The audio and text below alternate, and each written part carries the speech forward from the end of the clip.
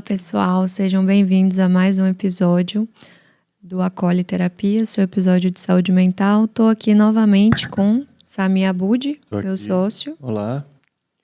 Hoje a gente vai falar sobre sofrimento, sobre uma outra perspectiva de sofrimento, principalmente quando a gente está tratando de relações, seja qual for, relação amorosa, relacionamento entre amigos, relacionamento de pais e filhos, e que a gente tem como objetivo poupar o outro de sofrimento, eliminar o sofrimento da vida do outro, protegê-lo, né, de fato, do sofrimento, e do quanto que esse modo de se relacionar com o sofrimento é um tanto quanto desinteressante e não funciona muito bem, né? Eu costumo até dizer, muitas vezes, que é até um pouco infantil você querer evitar algo que é inevitável, né? O sofrimento, você não precisa ter trabalho nenhum que ele vai chegar até você, cedo ou tarde. É a forma de aprendizado que a vida tem para te dar, né? É um livro que se abre para você, que tem muitas lições. Eu disse até outro dia que ele era um professor até muito mais competente do que a alegria. E a alegria é leve, né? Você não presta muita atenção. Até falei sobre quando Ayrton Senna morreu, eu lembro a roupa que eu tava, lembro aonde eu tava, lembro o que eu fiz na hora, para onde eu fui, eu lembro do dia inteiro. Caramba. Mamonas Assassinas, a mesma coisa. Quando a queda do avião, Perto, né? entrou um amigo, o pai de um amigo no quarto, contou a gente, eu lembro a roupa que ele tava, eu sei a cena inteira aqui na minha frente. Porque na hora do sofrimento você tem uma tecnologia do corpo que é como uma estratégia para sobreviver. Você começa a lembrar dos detalhes para que... É como o seu cérebro faz isso para te proteger. Numa próxima vez, você já saiba os mecanismos para sair daquilo. Na alegria, não. Você está com esse sistema totalmente desligado. Né? Você está leve. Então, você lembra como foi seu aniversário há 2 anos? Eu não lembro o que eu fiz, quem foi, quem eu vi, quem me ligou. Teria que fazer um esforço bom aqui para lembrar. Tá entendendo?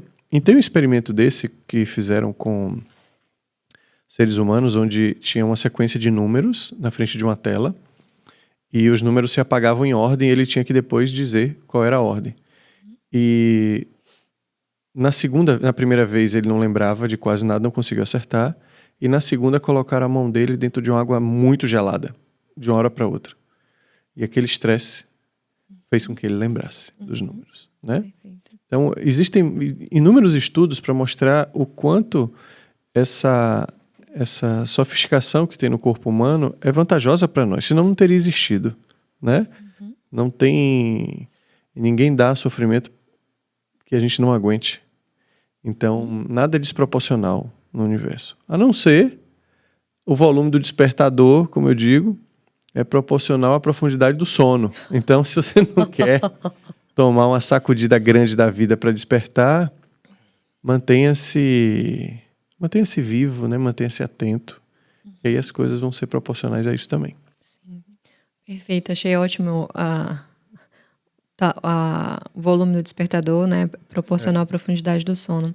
Porque é justamente sobre isso também que eu estava pensando aqui, sobre o sofrimento enquanto você falava, que é o quanto que às vezes as pessoas também, em um movimento de evitar o sofrimento, evitam entrar em contato com emoções positivas.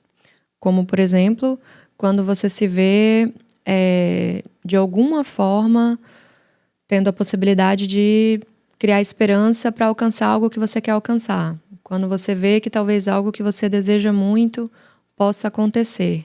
E aí, quando você começa a se perceber um pouco mais esperançoso e talvez até um pouco mais animado com essa possibilidade, você começa a sabotar também essas emoções para não sentir a esperança, justamente por quê? Porque esse estado de esperança, né, ou essas emoções, digamos assim, às vezes como se fosse uma certa animação ou uma pequena comemoração antecipada, isso nos vulnerabiliza justamente para que, caso dê errado, caso eu não consiga, eu vou sofrer muito. Então, para que eu não sofra muito depois, eu também não sinto emoções positivas agora, justamente para tentar colocar um freio aí nessa intensidade. Então, esse estado esperançoso, ele nos vulnerabiliza justamente para a intensidade afetiva em questão ali. E a gente tem medo da intensidade afetiva, né? A gente tem medo do que é que a gente pode sentir se a gente estiver tão aberto assim às nossas emoções, enfim, até para a própria vida mesmo. Então, é muito frequente que a gente justamente não entre em contato com algumas emoções mais positivas, com algumas emoções mais confortáveis, para também não cair do cavalo depois. Eu não gosto muito de ter esperança, porque para mim ela flerta muito próximo da ignorância. Porque, por exemplo, eu vou fazer uma prova que eu não estudei, né? Eu não posso ter esperança de passar ou de tirar uma nota suficiente que eu precise, porque isso aí é mostrar o quanto eu estou fora da realidade. Então eu não posso criar expectativa de uma coisa que eu não trabalhei para atingir um resultado. E muita gente faz isso, né? Então espera que algo exterior, né? Porque hoje eu senti uma energia boa quando eu fui para a prova, né? A energia boa não responde as questões, né?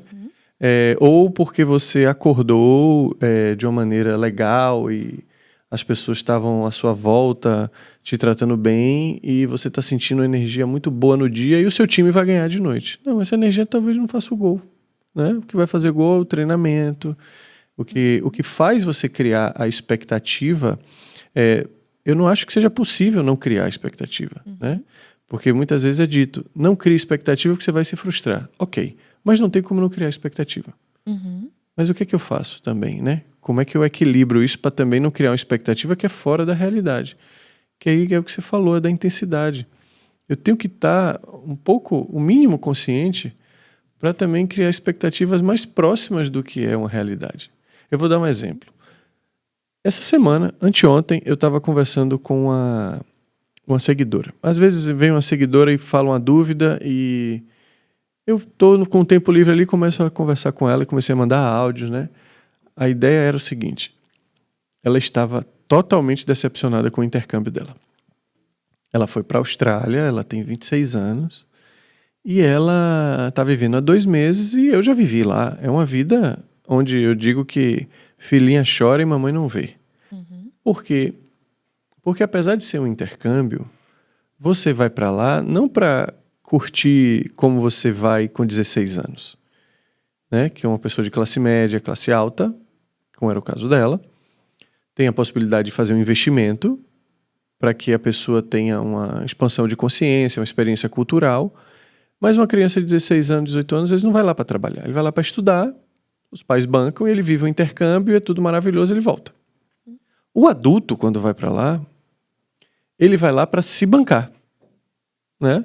Então ela não pôde realizar esse sonho do intercâmbio, porque acho que os pais não tinham dinheiro, e acabou indo realizar com 26 anos, 27 anos. E ela foi lá para um lugar onde é um lugar caro, você precisa trabalhar para se bancar, e você não trabalha pouco. E se você não fala inglês, você trabalha em lugares muito duros, né? Eu catei copo durante muitos meses, limpava muito chão, muito banheiro, passei um Réveillon com 2 toalhas de praia gigantes e o meu objetivo era que as pessoas não derrapassem na pista de dança. Minha chefe disse isso. Então eu fiquei agachado. O Réveillon de 2015 para 2016 foi eu de joelho, de 4 apoios, limpando e no máximo achando umas moedinhas de $2 que ela dizia que era a minha gorjeta que eu poderia ficar. E eu não tinha uma expectativa de que fosse diferente, porque eu não falava inglês. E eu já sabia a realidade quando eu fui para lá. Ela não. Ela falava assim, mas eu sempre tive o sonho de fazer intercâmbio. Quem é que está sonhando aí? A adolescente. Tá entendendo? Se eu digo para você, né? Talvez não houve uma atualização das condições atuais, né? Exato. Da realidade atual. Tá entendendo? Se eu digo para você, Rafa, segure essa caneca com as 2 mãos e mentalize, feche os olhos e que a sua carência vai desaparecer. Quem foi que segurou a caneca? A carente. Não a pessoa. Tá entendendo? Existe um personagem que vai para os lugares e a gente não percebe. como nessa garota, o personagem que foi adolescente querendo reviver um sonho que ela não viveu. Então, quando ela olhava para o sonho, no caso, eu viajando para a Austrália, outras pessoas na internet, que é um lugar onde a expectativa é altamente vendida para você como boa, né? Porque as pessoas só postam alegria e as fotos maravilhosas. Ela vê a foto, mas não vê o filme. Então, ela foi para lá alimentada por uma questão que não ia acontecer nunca. Então, ela falou, Samir, me dá uma dica. Aí eu mandei um áudio para ela e falei, não é dica. Não é insight. E outra, não é para se perguntar como é que você sai disso agora. Para que o seu intercâmbio fique bom como você imaginou. Porque você vai estar perdida do mesmo jeito. Porque não tem como ele ficar da forma como você imaginou. Existe um trabalho a ser feito, terapêutico, para que você se instale nas suas circunstâncias, né? E na realidade. E que isso pode ser alegre também. Desde que você equalize isso. Então eu disse a ela, se eu estivesse trabalhando com você, né? E no caso é o que a gente instrui aos terapeutas da Coli, é o quê? Vamos trabalhar como é a criação de expectativas na sua vida, porque você criou uma coisa muito distante da realidade. Então provavelmente você faz isso nos seus relacionamentos, provavelmente você faz isso na sua família, provavelmente você faz isso quando você vai para um trabalho e acha que vai ser o trabalho do propósito, daquela coisa toda idealizada. Então, como é isso na sua vida? Quando eu perguntei isso para ela, ela falou, poxa, Samir, é isso. Eu sou assim em tudo. E isso me faz sofrer tanto. Eu falei, tá entendendo que não é trabalhar a Austrália nem intercâmbio, é trabalhar o ser humano que está criando isso e que vai criar isso daqui para frente em todo lugar que ele vá. Super interessante você falou isso da forma como você se relaciona com a ideia de esperança. E quando a gente está falando, por exemplo, de circunstâncias em que talvez você tenha trabalhado para aquilo e esteja criando a seguinte expectativa, né? Esteja ali talvez com a esperança de alcançar algo em que você se pôs a trabalhar para atingir aquele resultado. Como é que nesse cenário você enxerga estar, né, esperançoso, tá criando expectativa para isso? Quando eu estava nesse mesmo viagem para a Austrália, eu lembro que eu estava correndo numa esteira. Era Olimpíadas de 2016. Não me lembro em que lugar foi. Não sei se foi Londres. Não, Londres foi 2012, enfim. 2016 estava tendo Olimpíada. E tem uma prova que eu gosto muito, que é a dos 50 livre de natação. E a Austrália é um país que tem uma tradição de natação já há um tempo. E aí, eu estava na esteira e aconteceu a prova. Do nada abriu a televisão lá, prova dos 50 livre, largada. E a prova dura 20 segundos. E o cara que ganhou, quando bateu na piscina, eu gosto muito de olhar a reação, eu gosto de ver aquele atleta vibrando.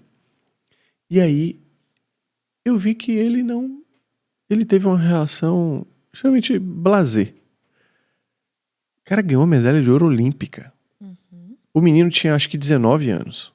Australiano, inclusive. E aí, eu falei, olha que coisa, eu estaria enlouquecido, né? Eu já vi muitos atletas ali, só que eu lembrei de uma frase que eu ouvi uma vez que eu nunca me esqueci, que é, o campeão não se surpreende. Olha que coisa. Aqueles 50 livre ali, que 20 segundos, representou 4 anos de treinamento. 4 anos de treinamento duro. Eu lembro do Michael Phelps, quando bateu o recorde de medalha, ele em 4 anos deixou de treinar 3 vezes. Sendo que 2 delas foi porque ele tirou o siso. Então o cara que vai para lá dessa maneira, que ele vai acompanhando o tempo que ele tem, que ele vai acompanhando e integrando todo o aprendizado dele, inclusive mental, muitas vezes ele vai para a prova, ele sabe que vai ganhar. Quando o Guga estava no tricampeonato de Roland Garros, ele quase perde, se eu não me engano foi na terceira rodada. Ele estava tomando 2-0 e o terceiro set ele estava mal. Teve uma hora que ele conta isso na entrevista, ele ganhou um ponto e a torcida vibrou com ele. E de repente o tênis é assim, o jogo vira. E ele falou assim, ó, ali, eu estava perdendo de 2-0 e o terceiro set eu estava atrás, mas eu tinha certeza que eu ia ganhar. Ele tinha que ganhar aquele set mais 2. Então, quando você trabalha muito para uma coisa, aqui é o que eu acredito, e você não consegue, E se você trabalhou o suficiente que aquele resultado que você queria atingir precisava, ou trabalhou até mais, aí só pode ter sido algo externo que aconteceu. Por exemplo, você vai para uma prova, você estudou muito, mas naquela noite você não dormiu bem. Naquela noite você atingiu um medo que tomou conta de você. Mas você vai saber exatamente que não foi por falta de estudo que você não passou naquela prova. Eu acho muito difícil a gente criar uma expectativa muito real para uma coisa que a gente trabalhou e não conseguiu. Eu acho que nesse momento entra a circunstância. Eu gosto da palavra de esperança quando assim, o seu mundo cai externamente, você não teve controle daquilo, né? De repente seu casamento acaba, de repente alguém da família está doente. Eu tenho esperança que o tempo vai restabelecer a ordem na minha vida. Por quê? Porque eu sou uma pessoa centrada, porque eu sei as ferramentas que eu vou buscar, porque eu sei que a rede de apoio não vai me abandonar e eu tenho a esperança que quanto mais o tempo passar, mais eu vou me organizar. Nisso aí eu acho legal. Mas não para coisas que dependem só de mim, de dentro para fora, sabe? Tipo, eu estudar, eu buscar um trabalho, eu me capacitar. Como eu postei aqui antes para a pessoa falou que estava num casamento e ela não consegue sair. E ela está sofrendo porque ela tem medo de causar sofrimento para os filhos, medo de causar sofrimento para a própria pessoa que não está esperando esse pedido de separação, mas ela não consegue. Eu sempre faço a pergunta, mas você faz terapia? Porque ela estava me pedindo para como sair. Ela falou, faço há 6 meses. Eu falei, mas semanalmente? Ela falou, sou um pouco turista. Né? Então uma pessoa dessa, não, ela falou, mas ainda botou assim, mas eu estudo muito a respeito. Estudar muito a respeito não é fazer terapia. Quem estuda muito a respeito é o profissional, o psicólogo. Ele lê artigos, né? Ele vai a fundo em livros.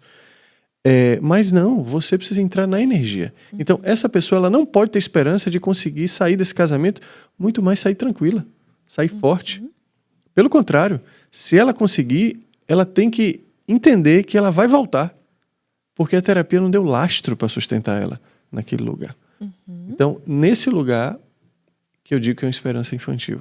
Ela não tem valor em si. Sim, perfeito. E eu estou pensando aqui justamente, né, em cenários diferentes para os quais a gente se vê criando determinadas expectativas. Em que a gente se vê justamente nesse flow, né, talvez assim, de esperança de que um determinado resultado sonhado, ele chegue. Vamos pensar num cenário ainda um pouco mais otimista, talvez, em que você esteja ali, de fato, na cara do gol para conseguir o que você quer. Um resultado que você está trabalhando para ter, por exemplo, conseguir uma promoção, conseguir entrar num relacionamento que você deseja com uma pessoa que você está ali desenvolvendo um sentimento. Numa situação como essa, em que você percebe que as coisas estão acontecendo, que está tudo convergindo, você entende talvez que você tem feito sua parte. Sim. E aí você começa a se ver ali um pouco vulnerável, né? Pelo, eita, eu queria, eu tô conseguindo. Né? E aí começa a bater uma insegurança, começa a bater às vezes até uma vontade de dar um passo para trás. Pra se defender, né? Como é que você enxerga isso, assim, né? Como é que você entende esse estado em que a pessoa tá ali, por exemplo, percebendo que tá acontecendo, tá para acontecer algo que ela deseja e ela fala, pô, tô querendo que... tô com vontade de dar um passo para trás, talvez, de voltar para uma zona um pouco mais segura. Será que se acontecer isso, enfim, e eu não sustentar, ou como é que vai ser esse negócio? Como é que você vê isso? No amor e nos relacionamentos, né? Eu acho que é o lugar onde isso é mais inevitável, porque essa situação que você está falando é diferente do campeão não se surpreende. Porque o campeão está treinando ele mesmo. É ele que come a comida dele em casa, é ele que vai pro treino. Mas quando você envolve uma outra pessoa, é um mundo de variáveis que você não controla. Então você pode sair 5 vezes com a pessoa. Eu estava com uma amiga agora que estava há 4, 5 meses com um cara. E ela falou assim, até semana passada a pessoa estava chegando na minha casa e falando, tô morrendo de saudade. De repente, essa pessoa Na semana seguinte, disse que queria terminar. Surpreendeu ela, sofreu muito. Porque nenhum sinal tinha sido explícito, né? Expressado de que aquilo aconteceria, né? Então, nesse caso, assim, é muito desafiador você não criar uma esperança. Ela estava crente que ela ia namorar com a pessoa. E que dali ela já estava fazendo vários planos. Só que quando eu digo que tem um mundo do outro lado, essa pessoa do outro lado pode ter filho, essa pessoa do outro lado foi separada, essa pessoa do outro lado foi magoada, essa pessoa do outro lado tem uma história. E que em algum momento, quando você se envolve, algum gatilho volta. A pessoa não chega virgem, né? Isso. Então ela fala assim, opa, olha eu envolvido, olha eu deixando até de trabalhar para pensar demais na pessoa. Eu já vi isso. E se acontecer de novo o que aconteceu no meu passado? E nesse momento, quando a pessoa não está terapeutizada, ela já está projetando de que aquele ciclo vai se cumprir de novo. Qual é o ciclo? Eu tenho um potencial. Eu sou uma pessoa livre e eu tenho um potencial para namorar. E eu quero. Então, se eu tenho um potencial, eu tomo uma ação. Eu vou lá e me abro. Quando eu me abro, toda ação gera o quê? Um resultado, né? Então, o resultado é o quê? Estou com a pessoa. Só que todo resultado também gera uma conclusão, né? Se o resultado é que não deu certo no passado, a pessoa conclui o quê? Poxa, eu não posso pegar esse potencial e me abrir de novo. Por quê? Porque também existe esse risco. Então eu escolho não ir. E muitas pessoas hoje, né? Olha a geração passada o que fazia. A geração passada pensava em trabalhar.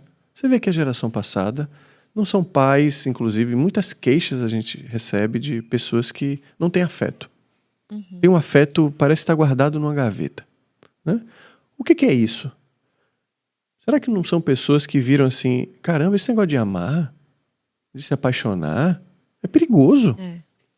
Eu deixo de trabalhar, eu fico doente, eu paro de comer, eu paro de dormir, isso cai minha performance. Isso. E para uma geração pós-guerra, que o objetivo era ter um teto para morar, uma escola para pagar, tipo assim, ó, é melhor a gente casar com uma pessoa que não leve a gente para esse lugar. Que nem desperte muita intensidade afetiva, justamente para as coisas poderem caminhar ali numa construção. Coisa mais branda, entendeu? Eu quero uma maré para navegar, não quero... Só que essa geração de nós, tudo é muito, muito. Eu tenho que estar muito apaixonado para entender que isso é amor. Eu tenho que ter muito tesão no início para entender que aquela pessoa é o que vai perdurar a minha vida sexual. Né? Como é que a pessoa mede hoje se é o amor da vida ou não? Olha como essa geração tá. Eu recebo pessoas que dizem assim, Samir, mas no início não teve aquela coisa sexual muito intensa, era tudo meio brando. A gente mede muito a régua por um termômetro muito físico, muitas vezes, muito químico do corpo, mas que são coisas que não são duráveis. Né? Eu percebo também que às vezes a gente tem lido uma fase ou um ciclo, seja da nossa vida ou da vida de um relacionamento, como se aquilo ali fosse derradeiro, assim. Por exemplo, você está num relacionamento e como você está agora numa situação, como você sempre fala, de uma reconfiguração, porque você acabou de ser pai, né? Sim. Então acabou de entrar um bebê aí na sua casa, na vida sua e de sua esposa. E eu percebo como que algumas pessoas, quando percebem uma mudança, elas olham para aquela mudança que está acontecendo como se aquilo ali fosse estático, como se aquilo ali fosse derradeiro, como se, por exemplo, agora o tesão diminuiu, então acabou, né? Não vai mais haver outros momentos em que vocês possam ter, sei lá, sexo não sei quantas vezes por semana, ou você está percebendo que a pessoa fisicamente, inclusive esteticamente, não está te agradando tanto. Então agora se a pessoa se descuidou, já era, acabou também, enfim, né? Não dá mais para mim, não é isso que eu quero. Como se não pudesse ter um olhar assim, né? Por cima mesmo, do alto, e entendendo a vida como processo, entendendo as coisas com suas etapas, com seus ciclos, com suas fases, em que a gente vai ter uma série de alterações e às vezes a gente vai ter quedas de performance, de seja lá do que for, a gente vai ter momentos de dificuldade, e isso não significa que sejam perdas radicais, isso não significa que as coisas não possam, num outro momento, justamente às vezes por conta de uma queda anterior, estarem ainda melhores, né? Abandonar as conclusões. Eu gosto muito de dizer que as convicções são inimigas da verdade maior do que a mentira. Acontece uma coisa, a gente tem uma convicção tão forte sobre aquilo que a gente não quer abandonar aquela convicção. Tipo, eu tenho certeza que esse cara vai me abandonar por ele demonstrar. Por exemplo, tem casais que começam numa intensidade e quando essa intensidade cai, que sempre acontece, por exemplo, física, sexual, de atração, a pessoa interpreta aquilo como sinal de desinteresse. Sendo que é um sinal de normalização. Porque você já imaginou você viver sempre numa tempestade? Eu não estou dizendo que tempestade é ruim, não, tá? Mas nenhuma intensidade daquela é saudável. Não é uma pessoa que faz sexo 3 vezes por dia. Quando você conhece uma pessoa, às vezes você faz isso. Você vai imaginar que você vai fazer isso só você ficar até sem trabalhar. Né? Porque você vai ter que, algum momento, você vai ter que deixar alguma coisa de lado para ficar tantas horas deitado numa cama. Né?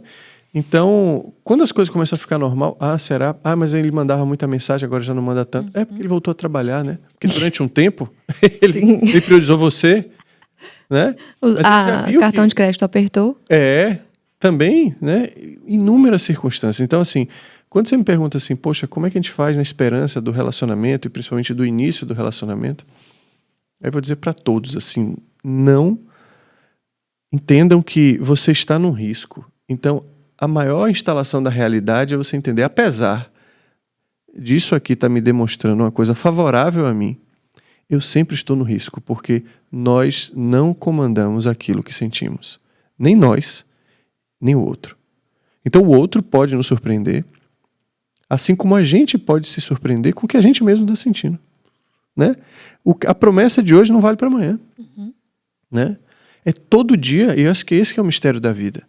É todo dia você ter atos virginais, sabe? Entendendo que você foi afetado e foi modificado, mas que aquele impacto ali pode acontecer a qualquer momento. Às vezes você dá um clique e você fala, opa, daqui é só namorar. Mas namorar, para mim, ele abre a bagagem do namorar e pode trazer muitas memórias ruins. Né? Então aquilo ali ele fala assim, poxa, eu já tive pessoas que eu falei assim, eu já sei que eu vou me desinteressar. Eu me conheço. Pode estar bom agora, mas eu já sei que esse filme aqui, essa pessoa vai se envolver e eu vou me desinteressar e vai ter um momento que eu vou sair. Então, se eu já sei isso, pelo autoconhecimento que eu tinha, eu não vou nem envolver a pessoa. Várias pessoas eu fiz isso. Eu poderia ter curtido 2, 3 meses e não curti nem 2, 3 vezes. Sabe? Muitas vezes, inclusive, para não ter um envolvimento sexual.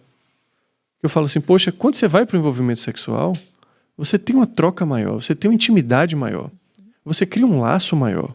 Não sei essa geração hoje, que eu não converso com muita gente nova, né? Mas pelo menos é assim que eu considerava. E principalmente eu via que para a mulher isso era menos líquido do que para o homem. Sim. Né? Então eu falava, eu não vou fazer isso com ela. Né? E vou falar até uma coisa aqui do mundo machista, que era muito comum eu ouvir, né? Meus amigos falavam assim, você vai perder aquilo lá, né? Primeiro você come a menina, depois você pensa nisso, mas não deixa de desperdiçar. Sim. Sabe? E eu olhava aquilo assim com o meu melhor amigo até, a gente estava conversando outro dia lá em casa, aí Flávia fez uma brincadeira, ele falou assim, não, disso aí você não vai poder falar do Samir, você não tem nada o que falar, porque ele poderia ter tido muito mais do que ele teve. E eu ficava puto com ele quando eu via ele fazer isso. Porque eu sempre tive essa coisa de olhar muito o todo, sabe? O que vai dar isso aqui?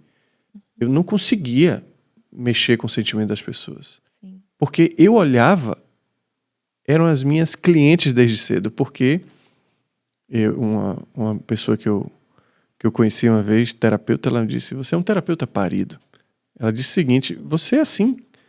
Eu ouvia pessoas lamentando términos de relacionamento, lamentando pessoas que envolveram ela e foram embora, né? Que hoje chamam de ghosting e várias coisas aí que as pessoas do nada somem. E eu vi o quanto isso danificava mentalmente a pessoa. E as pessoas se abriam para mim, choravam para mim, e de repente eu ia ser essa pessoa. Então, desde elas ali de 13, 14 anos que me contavam esses sofrimentos, até durante a minha vida inteira, eu ouvia isso. De repente eu me vi numa berlinda de uma responsabilidade e coerência de falar assim, e aí? Você vai fazer porque você já sabe a consequência. Às vezes a gente não faz porque você não sabe o que vai dar. Então fala assim, problema da pessoa, né? Ela sabia, mas pô, às vezes você encontra uma pessoa que você vê que ela tá totalmente carente, cara. Que ela tá depositando em você uma entrega tão grande e você tá vendo que você não tem essa entrega. E por causa de uma trans ou duas, que para você não vai significar quase nada, você vai trazer um significado de sofrimento para ela tão grande, a troco de quê? Sabe? Ótimo. Sami, uma vez eu vi você falando sobre isso em uma live e eu achei super interessante, assim. Você estava fazendo uma live com o Pedro Valente, se eu não me engano. Vocês estavam falando de relacionamentos e aí você estava falando justamente de uma diferença em relação a esses momentos iniciais de envolvimento do que você percebia no universo masculino e no universo feminino. Sim. E aí você falou algo no sentido assim de que às vezes quando você conhecia uma pessoa, quando você talvez ficava com uma pessoa, a sensação que você tinha pela forma como a pessoa lidava com aquilo era como se aquilo tivesse te colocado em dívida com ela, talvez, caso você, por exemplo, não quisesse dar continuidade ou não fizesse o investimento que talvez a pessoa espera ou supunha que você faria, né? Me fala um pouco mais sobre isso, assim. Como é que você lê essa ideia de... você como um homem, né, principalmente, eu queria que você respondesse isso. Essa ideia de uma certa dívida, assim, né, com uma mulher, quando você não se engaja naquele relacionamento e você vê que a pessoa tinha ali uma expectativa. Como é que você enxerga isso também no universo feminino, mas a partir do seu lugar de homem? Tem muitos... eu enxergo da seguinte maneira. Às vezes as pessoas chegam pra mim... Eu conheço, às vezes, um casal que começa a se envolver e ele é meu amigo, ela também, por exemplo. Aí um conversa comigo, o outro conversa comigo. E sempre eles dizem assim, não, tá tudo muito claro. Eu tô dizendo pra ela que eu tô aqui, ó, sem responsabilidade, sem nada. Mas quando você vê essa conversa, vai dar problema. Né? Porque não é a palavra que vai fazer com que a pessoa não espere uma coisa de você. Eu acho que é um sentimento muito interno e que não tem como a outra pessoa saber, a não ser que ela seja muito sincera. Quando eu comecei com a minha atual esposa, eu disse a ela, ó, eu não quero o que você quer. Você quer um relacionamento. Eu quero uma reaproximação de uma pessoa que eu não vejo há 13 anos. Mas não da forma como um relacionamento. Eu quero voltar a ser seu amigo, tem muito tempo que eu não te vejo. Eu quero participar da sua vida. Eu quero entender como você está, porque você não é a mesma pessoa. E eu quero sentir se aquilo vai andar ou não. Tanto que a gente tem na primeira noite que eu falei isso pra ela, e ela parou de ser a pessoa propositiva, né, nesse sentido, e começou a deixar também eu ser a pessoa propositiva, que eu falei pra ela, eu quero também dizer o que eu quero. Eu não quero ceder aqui porque você tá querendo me mostrar uma coisa que eu não tô vendo. Você tem seu tempo, você tem sua certeza, eu não tenho a minha ainda. Né? Eu lembro que a gente foi jantar, fizemos um piquenique na grama, com a garrafa de vinho e tudo mais. E aí, a partir daquele momento que eu comecei a me sentir livre, eu comecei a sentir até tesão. E eu falei pra ela, ó, eu não quero nenhum tipo de decepção aqui agora, daqui pra frente. Eu não quero que você esteja numa página e eu esteja em outra. A gente vai ficar na mesma página sempre através do diálogo. A gente fala a mesma língua, não tem por que não ficar, né? Eu quero saber o seguinte, a gente vai... Nessa amizade aí, né, que a gente tem e sempre teve, vamos ver o que é que vale, o que é que pode, o que é que não pode, né? Aí foi engraçado que ela falou, tá bom, pode perguntar o que é que pode e o que não pode. Eu falei, pronto, pode transar? Aí ela começou a rir, aí ela falou assim, por mim pode. E a gente riu pra se acabar e foi massa, né? E foi aí que aconteceu a primeira vez, assim, da gente dali pra frente. E a partir daquele momento, eu lembro que eu morava em Praia do Forte, ela ia para Salvador, trabalhava, eu não ligava, eu falei, ó, eu não quero ficar falando todo dia de mensagem. Eu quero, se eu tiver vontade, eu mando, né? Mas se você tiver vontade de mandar, eu não sou obrigado a responder toda hora ou de imediato, então eu não quero aqui interpretações sobre nenhum tipo de... eu trabalho, eu atendo pessoas, eu faço meu exercício, eu não fico com o celular o tempo inteiro porque eu não gosto. Então, eu fui o mais claro possível, Rafa. E isso me trouxe um benefício muito grande, porque ela me deixou livre, como poucas mulheres me deixaram. Ela me deixou à vontade. Como é que você percebia que você estava livre com ela? Que você estava à vontade? De que forma, assim, que isso se estabeleceu? Porque você sente quando a pessoa tá te mandando algo querendo uma confirmação. Sabe? Você não é despretensioso. Não é uma coisa assim. Ela não me mandava, ai, tô morrendo de saudade. Ai, adorei a noite ontem. Porque, cara, se você adorou a noite ontem, eu vi no seu olhar que você adorou. Você não precisa me dizer. Mas se você tá mandando isso no dia seguinte pra mim, é porque você tá com dúvida se eu adorei e quer ouvir. Então, a gente sente nessa linguagem, nessas estratégias que hoje em dia tem muitas, mensagem, like, comentário, visualização em stories, tem as mensagens digitais, né? Tanto que quando acontecia no final de semana a gente ficar junto, eu ficava a semana inteira sem falar com ela. E ela dando conta do que ela estava sentindo, dando conta de será que ela vai... Será que ele vai querer que eu vá para lá no outro final de semana? E isso dependia muito do que acontecesse na semana. Porque quando ela ficava ausente também e ficava só na reação, que ela percebeu que, poxa, ele quer se sentir interessado e mostrar isso antes de mim. Então eu vou deixar. Ela abriu espaço pra mim. E aí eu demonstrava. Eu chegava na sexta-feira e falava, e aí, vai fazer o que fim de semana e tal? Pô, vinha pra cá. Aí ela vinha. E aí começou assim, toda semana, até que teve um dia que ela sempre fala que... Teve um dia que você me ligou do nada, numa quarta-feira, pra falar meio que nada. Não tinha um papo. E aí tá dormindo, não sei o quê. Eu falei, opa, eu acho que ele tá interessado. Então ali ela começou a corresponder ao que eu estava sentindo. Então, é muito da postura da pessoa, sabe? Por exemplo, eu gosto de uma postura onde eu seja esse masculino da atitude, antropologicamente, como você gosta de falar, da caça, eu ir atrás do alimento. Eu gosto de me olhar muito como bicho, sabe? Eu gosto muito mais de eu procurar na noite o sexo, por exemplo, do que a pessoa vir pra cima de mim. Sabe? Eu gosto dessa atitude. Sim. Isso me dá, inclusive, mais tesão. Então, é você ver qual é a sua linguagem e você tentar adaptar. Sempre, sabe? Por exemplo, você gosta de ficar passiva, tem mulheres que não gostam, né? Mas a gente, no fundo, sabe, assim, sabe? A nossa mente sempre fala assim, cara, será que você não tá exagerando? Será que você não tá mandando essa mensagem só pra ouvir uma confirmação porque você tá aqui insegura? Eu acho que é desse lugar de sinceridade que a gente sabe todas as respostas, sabe?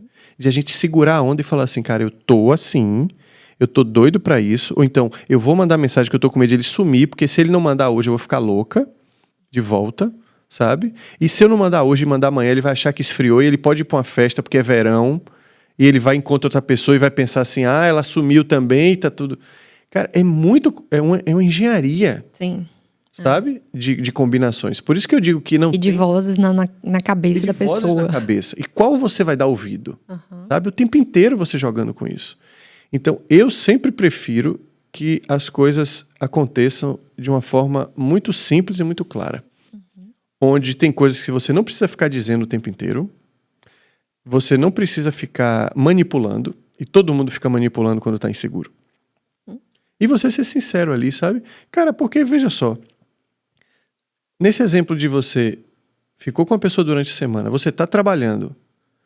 e você não está precisando manter ele em contato para a coisa ficar quente, isso não é público de Instagram para você ficar esquentando para fazer uma venda. Isso é um relacionamento, caramba. Sim. E se a pessoa quiser comprar o produto, que é você, ele sabe onde achar. Isso. Então, será mesmo que eu preciso ficar prendendo ele para que ele não fique com outra pessoa porque tem responsabilidade comigo? Ou será que eu gostaria muito mais... de que ele fizesse isso por ele mesmo, que ao invés de ele chegar na festa, ele quisesse sair comigo. Porque se ele tá indo muito pra festa, né? Ao invés de estar te procurando, talvez ele esteja num outro momento e ok. Mas eu não posso ficar com esperança de que ele venha... O meu fisioterapeuta, que virou um grande amigo, fiz 7 anos de fisioterapia no joelho, ele virou um grande amigo meu. Hoje ele é casado com uma pessoa que ele tinha terminado um relacionamento de 3 anos e ficou solteiro. Quando ele ficou solteiro, ele falou, cara, agora eu vou curtir, porque eu sempre emendei um relacionamento no outro. Só que no meio disso sempre acontece o quê? Você acha uma pessoa bacana. E ele ficou com essa pessoa, né? Alce tá ali assim, ó. Alce também já achou. Tá concordando. Ele ficou com essa pessoa, mas ele falou assim, deixa eu te falar uma coisa.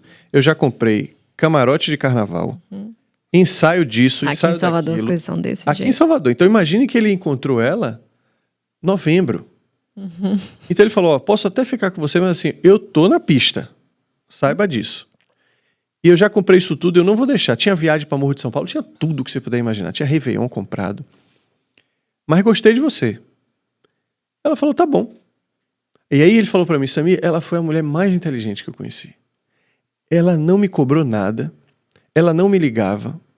Às vezes a gente se encontrava no meio disso, às vezes a gente ficava. Às vezes ela até me via com outra pessoa e via eu também com vários amigos e dando uma rodada e não ficava com ela. E passou tudo isso. Quando deu quarta-feira de cinzas, ela me ligou e falou assim, e aí? Aproveitou? Ele falou, aproveitei muito. Beleza. Quer sair hoje para comer alguma coisa? Ele falou, quero. E a partir daquele dia ele falou, caramba, é com essa mulher que eu quero ficar. Porque ela me respeitou, cara. Sabe? Ela não me cobrou no momento que ela poderia ter feito isso. Ela poderia ter dito, você tá trocando uma coisa que você quer pela vida inteira por causa de festinha. Ela poderia ter vários artifícios de manipulação. Pelo contrário, ela me mostrou que ela me queria e que ela segurou uma coisa muito difícil de ver a pessoa que ela tem certeza que quer viver o que ela precisa viver, inclusive para quando chegar na relação não querer viver essas coisas. Chegar uma pessoa calma, né? E aí, eles casaram e têm um filho. Massa. Agora deixa eu te fazer uma pergunta em relação a isso. Esse mesmo cenário, né? Vamos criar aqui essa mesma situação aí. Se ele tivesse, por exemplo, enxergando ela nesse movimento, justamente como uma pessoa que está ali num movimento de espera, você acha que isso não minaria, por exemplo, o interesse dele? Mas ele não sabia. Ela sumiu. Ele se surpreendeu com a atitude dela, inclusive. Porque ela, depois disso, inclusive, ela em nenhum momento lamentou, cobrou, teve ciúme do que ele fez. Nunca jogou na cara dele. E ele sentiu naquele momento que ele falou, poxa, ela sabe o meu passado, ela viveu isso, eu com certeza devo ter magoado ela. Mas ela mostrou uma maturidade que é muito além da espera, sabe? A espera tem um lugar de submissão, né? Tem um lugar de... que muito homem não gosta, inclusive. Sim. Mas não foi isso que ele sentiu quando ele me falou. Ele falou, Samir, eu acho, inclusive, que ela curtiu também a vida dela. Porque às vezes a gente fica com uma pessoa, Rafa, que é só por ficar. Às vezes a gente fala assim, cara, eu quero aquilo ali, ó. Mas enquanto eu não tenho aquilo ali, eu vou me conhecer aqui, eu vou aproveitar, eu vou dar risada. Mas eu já sei que não é nada sério.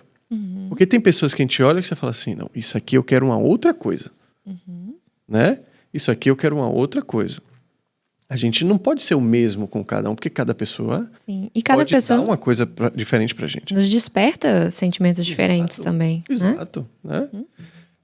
Momento, principalmente um instante, você fala, pô, essa festa tá tão bacana, ficaria melhor ainda se eu desse um beijo na boca. Pô, aqui, ó, achei esse cara bonito.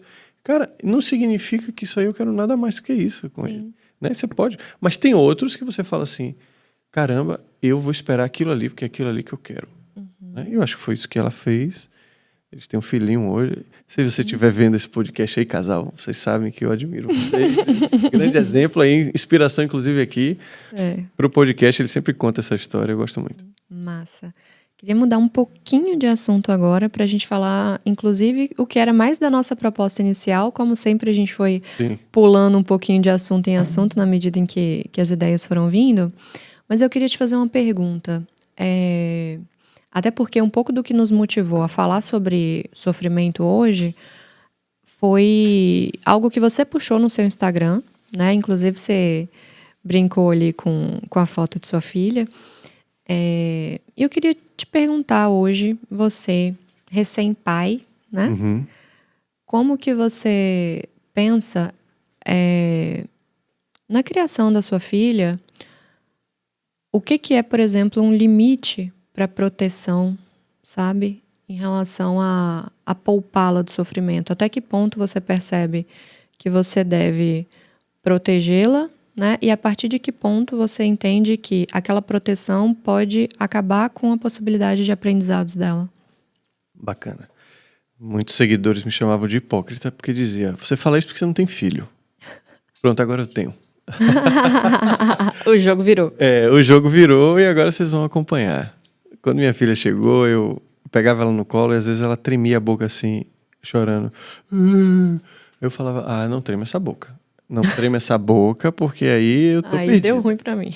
Eu falei, meu Deus, se tremer nessa boca ela já tá. Quando ela começar com aqueles olhos de gato de botas, lascou tudo, né?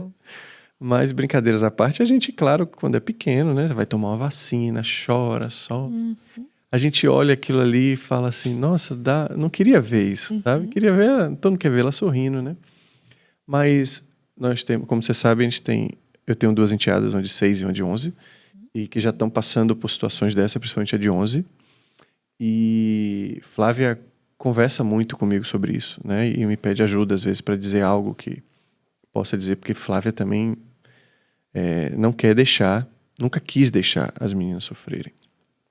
E recentemente estava tendo álbum de figurinha. E aí Flávia foi levar elas no shopping porque ela falou, eu vou comprar figurinha para ela. Eu falei, não, peraí, já tem figurinha. Tem figurinha repetida, na nossa época a gente trocava, a gente batia, né, fazia competição, aquela coisa. Vamos procurar lugares onde ela possa trocar com as pessoas. Só que a zona de conforto da criança, ela não quer trocar figurinha. Porque trocar precisa socializar, tem incômodo, você pode ser rejeitada, não quero trocar com você, quero trocar com essa. Pode ter muita coisa. E nesse lugar você pode interpretar que talvez tenha um sofrimento, talvez tenha um choro de uma criança que não quer uma birra. E aí eu descobri que tinha no shopping Salvador várias crianças desconhecidas que se juntavam para trocar figurinha. E aí Flávia foi levar ela. E aí quando eu olho, Flávia tirou uma selfie. Ela esperando, mas olhando a filha trocar figurinha. E aí eu mandei uma mensagem para ela, saia daí. Porque eu sei que você tá olhando, porque se alguém enganar ela ou alguma coisa, você vai intervir. E você não pode intervir. Ela vai ter que entender que em alguma hora ela vai ter que tirar algo de falar assim, não tem ninguém aqui. E desenvolver a manha dela. Eu vou ter que me desenvolver aqui, entendeu? E que eventualmente talvez eu perca uma figurinha ou outra. Então, para mim tem limites. O limite para mim é sempre o risco de vida, né? Por exemplo, outro dia ela perguntou de droga lá em casa, né? Assim como uma vez minha mãe teve a chance de falar comigo de droga também. O filho fica com medo, mas a curiosidade da droga, ela vai chegar para todo mundo. Eu lembro de meu pediatra falou assim, quando você experimentar cigarro, eu tinha 12 anos, minha mãe me levou pro pediatra e ele falou isso. Quando você experimentar, não se apaixone, ele falou para mim. E ele me deixou ali num lugar extremamente desconfortável, porque eu já tinha experimentado. E eu falei, rapaz, eu fiquei assim, meu Deus, minha mãe tem uma câmera na escola e me levou pro pediatra porque ela tá desconcertada e pediu para ele vir me falar alguma coisa aí científica. Nossa, eu adoro essa história. E eu fiquei falando assim, caramba, eu tô sendo vigiado, sabe? E não tinha nem rede social na época, que hoje uma voz no telefone aqui aparece um patrocinado para você, né? Do produto. Mas assim, esse lugar de sinceridade dele foi tão importante para mim. Porque é muito mais saudável e responsável quando você joga para o outro algo que vai acontecer, mas também você confia na sua educação. E você diz assim, cara, isso chega até a gente. Mas quando você vê que é ruim, você vai parar. Eu já fumei. Não tanto, mas eu lembro que teve uma vez no Réveillon que eu fiquei fumando muito, além do que eu fumava. E quando eu fui jogar bola com meus amigos quando voltou, eu não conseguia correr. Quando eu me olhei no espelho, eu tava com o peito todo vermelho. E eu passei vergonha no futebol, que as pessoas nem me reconheceram. Samir, você sempre corre, você tá morto. Que é isso? Você é novo. E aquilo me fez parar. Então, dizer não fume, faz mal, entope seus poros. Quando eu já ouvi meu pai muito me dizer isso, não funciona. Né? Não funciona. Se funcionasse isso com o ser humano, ninguém conversava na sala de aula, porque todo professor fala, né? O que faz você parar é você vivenciar uma experiência real. Como a gente sempre fala na psicologia, instrução verbal não altera comportamento. Perfeito, perfeito. Então, nesse lugar, você tem que dar conta de ver o seu filho fazer o experimento e fazer o julgamento do que é bom e o que não é para ele. Porque a gente às vezes fala, né? O inteligente aprende com os próprios erros, o sábio aprende com os erros dos outros. Eu não acho, né? Porque você ter a sabedoria de entender que você está errando, mas você está consciente do que você está sentindo naquele momento de presença e ver assim, cara, isso não tá bom para mim. Eu não posso insistir nisso aqui. Eu acho de uma inteligência, uma sabedoria tão grande quando você joga para você, assim, sabe? Porque eu falo assim, o sábio aprende com os erros dos outros. Então eu começo a estudar que todo mundo errou e não vou para lá. Então eu não vivo nada também. Eu não me coloco no campo de batalha, né? Eu não integro nada pro meu corpo, né? Eu não sei o que é um sofrimento, não sei o que é nada. Eu fico meio blasé ali na vida, né? Eu me isolo, vivo numa bolha. Então, assim, escola, né? Minha enteada tá com um aparelho de 11 anos, fixo. A dentista disse para ela que se ela comer pipoca, comer bala, vai quebrar os brackets e ela vai ficar com o bracket solto e vai ficar com o dente torto por mais tempo. Ela já ouviu aquilo, né? Então, eu não vou ficar dizendo para ela. Ela vai ter que ver o quanto é ruim. Agora, eu também não vou pagar, né? Eu também vou deixar ela ficar indo pro colégio com o negócio solto. Outro dia soltou um fio, ficou machucando a bochecha dela. Pronto, é esse machucado aqui, ó, que vai te fazer não comer a pipoca. Sim. Que vai te fazer não comer a bala.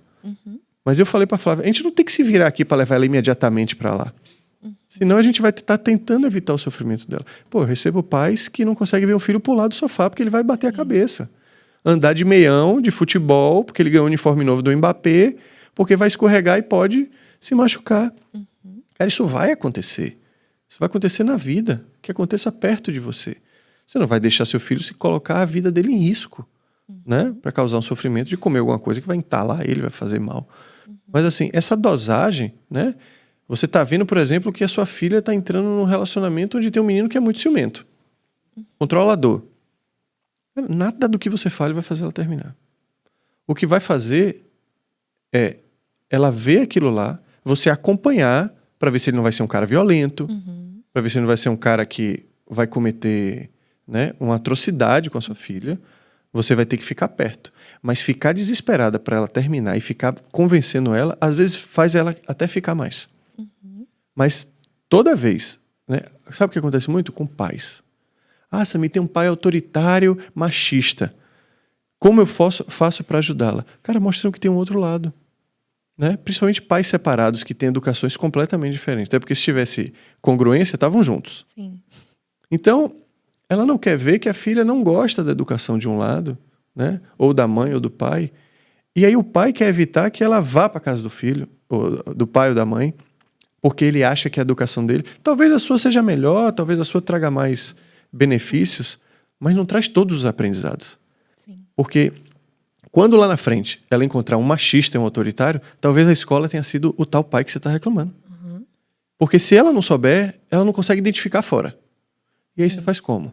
Isso. Aí você fala, poxa, aí depois você vai reclamar, sabe o quê? Que a sua filha... Você não está vendo que ele é autoritário? Você não está vendo que você está sendo controlado? Você tem que sair disso. Mas você fala, mas mãe, eu não fui para essa aula. Você mandou eu faltar. Sim. Né? Você disse que não era legal entrar naquela sala de aula. Como é que você quer que eu seja craque nessa lição? Exatamente.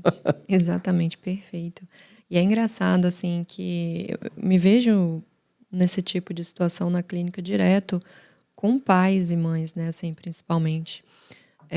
Há um tempo atrás, eu estava escutando uma mãe, estava fazendo uma sessão conjunta, e eu estava escutando uma mãe e ela estava dizendo, fulano parece que é burro, porque eu já falei que se não fizer isso, vai se ferrar, vai sofrer. E justamente com um repertório comportamental bem hipercontrolador, né? De tentar justamente poupar a pessoa daquela frustração, de tentar poupar o filho daquela frustração. E aí, insistindo assim, nesse discurso, eu falo o tempo inteiro a mesma coisa, eu tô dizendo como eu tô dizendo o que é que acontece, e ainda assim fulano não muda, ainda assim fulano tá dando brecha para o pior acontecer. E eu acho isso de uma burrice tremenda, né? E obviamente que eu não ia dizer para ela, né, nesses termos, enfim, de burrice ou qualquer coisa nesse sentido, mas o que eu devolvi para ela foi o seguinte, assim, também não me parece muito inteligente você percebendo que a estratégia de falar não está funcionando e você continua insistindo nela. Sim. Você está me dizendo que tem mais ou menos uns 10 anos que você faz isso, né? Tem 10 anos que eu estou falando a mesma coisa. Então, não está funcionando. Vamos mudar de estratégia, então. E é impressionante como que os pais, eles se fixam, assim, nessa... Às vezes não consegui perceber, né? Falar, caramba, eu repito, eu falo para fulano que tem que ser desse jeito, o tempo inteiro eu falo.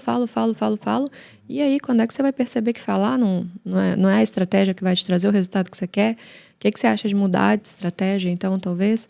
O que você acha de deixar, talvez, a pessoa ter que lidar com isso, ter que lidar com o problema, né? Para que ela mude o... Perfeito. Eu gosto de perguntar sempre assim, o que pior pode acontecer? Sempre. É a pergunta... Essa é a pergunta clássica, né? Porque a gente não olha, a gente só olha assim, sofrer não pode. Né? Então, cara, minha filha vai pro sofá e vai começar a dar um monte de cambalhota. O que pior pode acontecer? Né? Porque ela tá se experimentando ali. Né? Assim como ela vai para um relacionamento, como ela vai perder de ano, né? O que pior pode acontecer? Eu pagar as mensalidades todas de novo. Então, o preço de alguns R$ 1.000 durante um ano vale esse aprendizado que ela vai ter, porque talvez ela não perca mais, né? Ou vale eu pegar esse dinheiro e comprar o ano dela para que ela passe e não perca os coleguinhas? Tá entendendo? No fundo, a gente sabe o que vai mais ensinar. A gente que não dá conta de ver, de assistir esse sofrimento. Por isso que eu digo assim, essa história de tia que vê o sobrinho sofrendo porque a mãe ou o pai tem uma relação ruim e estão educando de uma forma que ela não concorda e ela quer salvar o sobrinho. A tia precisa muito mais de ajuda do que o sobrinho. É isso. Como que é difícil, assim, às vezes a gente entender essa diferença, né? Eu tô projetando, talvez, no outro, justamente algo que eu não dou conta que aconteça comigo. Então, eu quero poupar o outro daquilo a qualquer custo e, às vezes, eu ver a dor dele dói em mim. E eu ajo, no fim das contas, não é por ele, mas pela minha dor.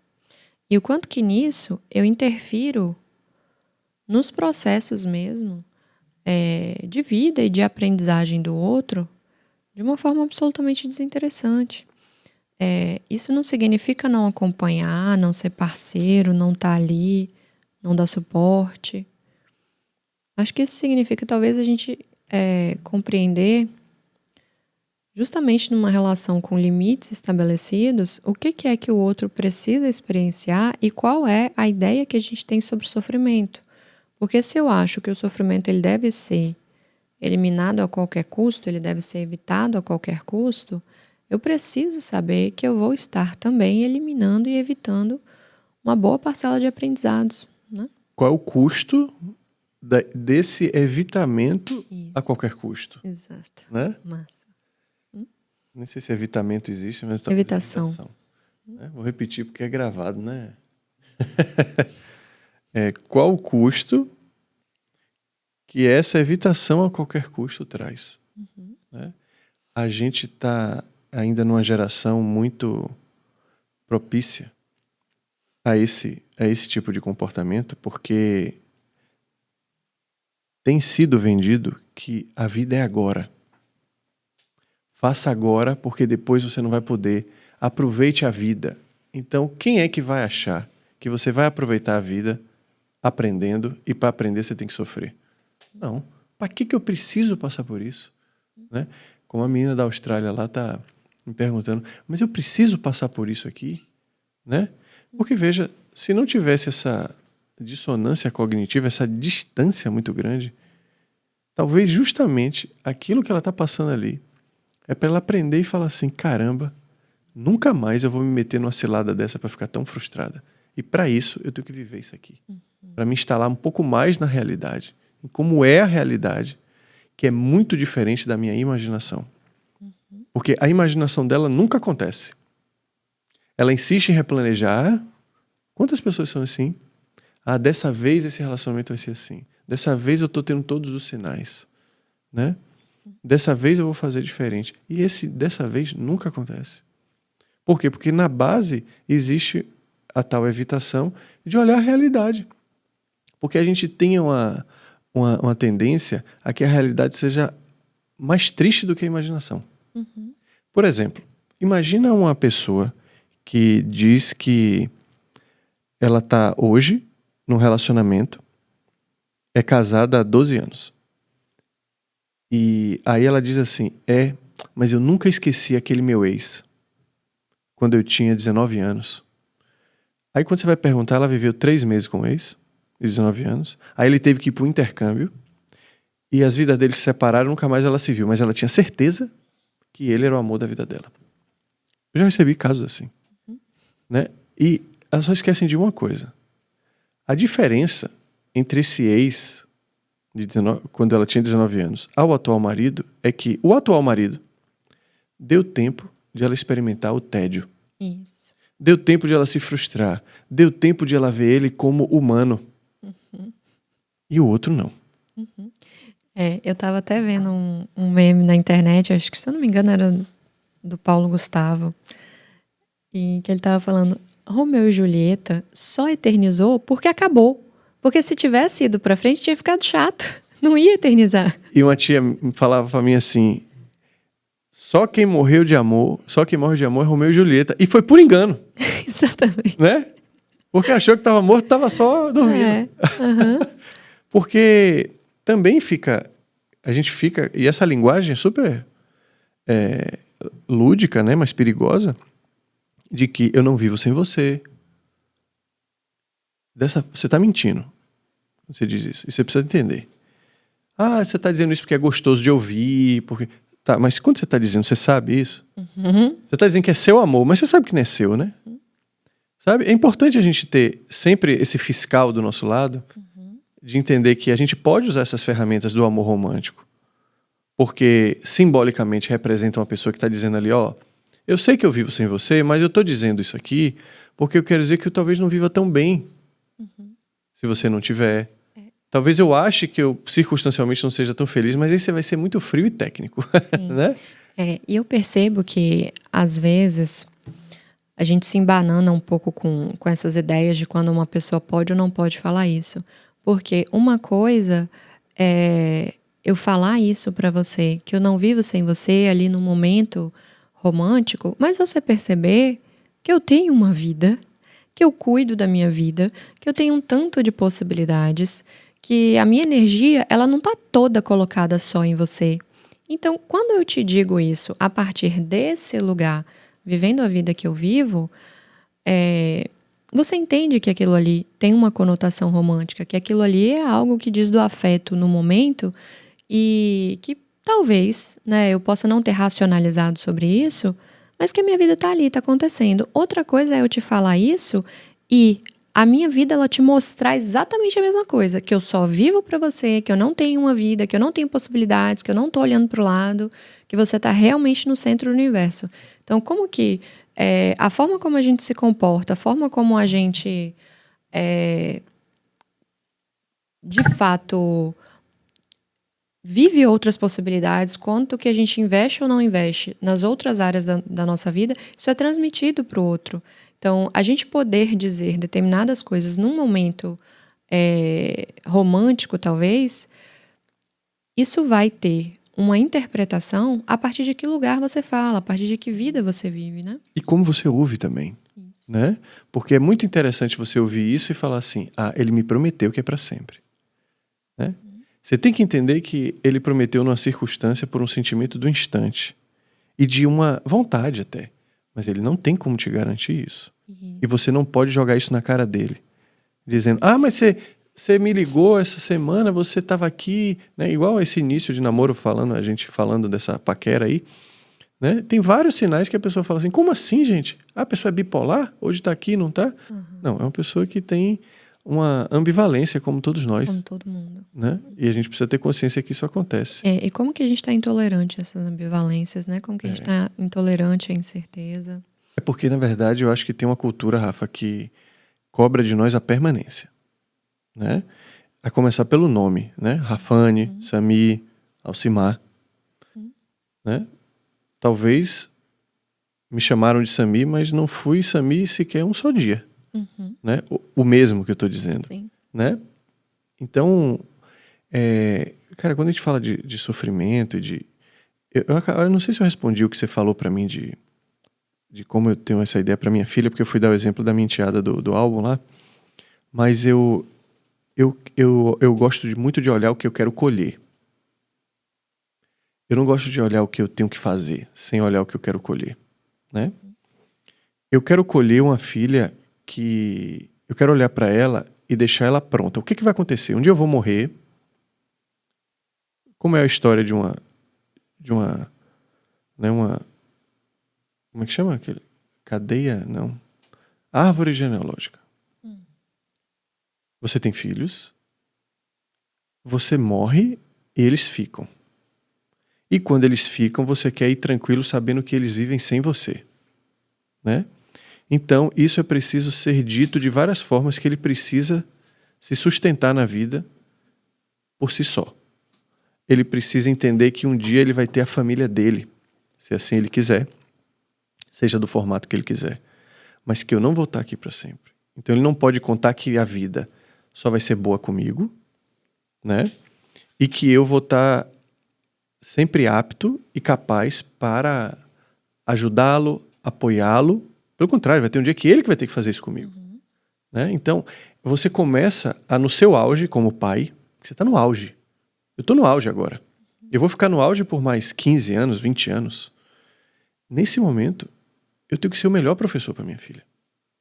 Porque se ela se tornar uma aluna que quer aprender e eu, professor, que quer mais contribuir da aula, vai ser a melhor classe. Né? Porque depois disso, que ela tiver capaz, então eu vou dar suporte para que ela experimente o máximo. Né? O que eu puder dar de possibilidades para ela experimentar, mas também possibilidade de ela conquistar, então eu não posso dar tudo a ela. Capacidade de ela se frustrar, para ela entender que o mundo vai frustrar ela e ela tem que começar a ser frustrada em casa. Né? Então minha enteada falou assim, hoje eu queria comer japonês. Eu falei, hoje é segunda-feira, japonês é caro. Eu faço isso uma vez por semana com sua mãe e olhe lá. Você não pode simplesmente desejar e achar que vai cair do nada. Né? Não é assim. Né? Então, é assim que você começa a dizer. Mas se você quer o tempo inteiro satisfazer a vontade dela, ela vai achar que um dia ela pode comer japonês todo dia, as coisas vão cair do nada, né? Então, esse lugar que eu gosto de deixar, tem até um ditado que eu gosto muito de repetir, eu até abri aqui, que é dai-me serenidade para aceitar as coisas que eu não posso mudar. Coragem para mudar as coisas que eu posso. E sabedoria para entender a diferença. Isso é uma das coisas que eu mais gosto e levo para minha vida, assim, sabe? Porque a gente fica tentando mudar o outro o tempo inteiro, porque a gente não dá conta de ver ele como ele é. A gente tenta mudar o relacionamento dos nossos pais, porque a gente imagina que esses pais estão sofrendo. E às vezes os pais até reclamam. Mas por eu não conseguir ver meu pai reclamando e minha mãe reclamando da vida deles, eu também como filho quero fazer com que eles estejam sempre sorrindo e felizes. Eu acabo até deslegitimando eles e querendo que eles tenham uma vida que eu acredito que eles seriam felizes. Isso. E tiro deles a liberdade de viver a vida que eles estão escolhendo, mesmo que inconscientemente. Porque a gente tem que parar com essa coisa de querer tirar o defeito dos outros. Porque a gente nunca sabe o defeito que sustenta o edifício inteiro. Aquilo que você está tentando mudar no ser humano pode simplesmente acabar com ele. Perfeito.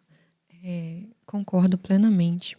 Achei super interessante isso que você falou em relação ao exemplo do japonês, né, com a sua enteada.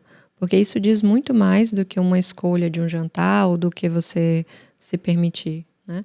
Isso diz de um posicionamento em um contexto de educação como um todo.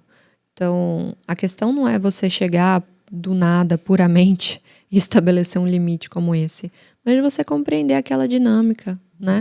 De você justamente compreender qual é o padrão, por exemplo, de exigência daquela pessoa. E eu queria te fazer uma outra pergunta ainda relacionada a essa dimensão de criação, de educação. Como é que você pensa, por exemplo, essa possibilidade de proporcionar prazeres?